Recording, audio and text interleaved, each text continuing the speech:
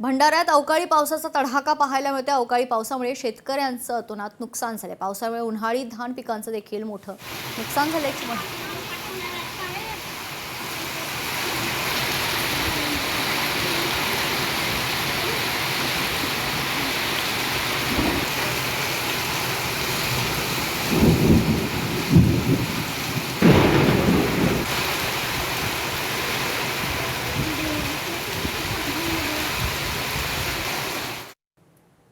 मतीन पटेलच्या घरावर कारवाई होण्याची शक्यता वर्तवली जाते। पालिकेने मतीनच्या घरावर नोटीस चिटकवली आहे।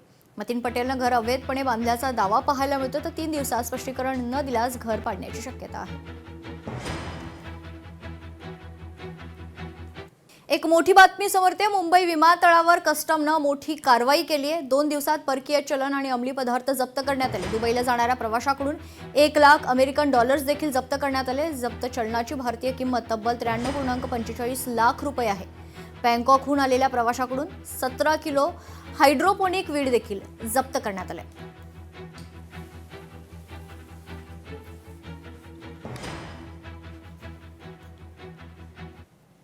भंडाऱ्यात 12,65,000 ड्रग्ज जप्त करण्यात आले। आरोपी कपिल खोब्रागडे अटकेत असून स्थानिक गुन्हे शाखेने मोठी कारवाई केली।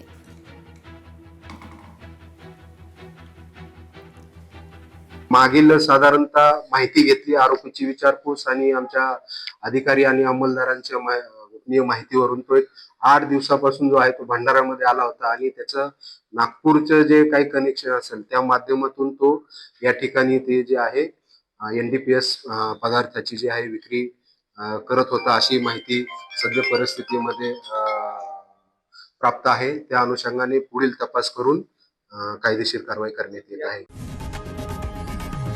लोकशाही मराठी ऐका, पहा, जागरूक रहा।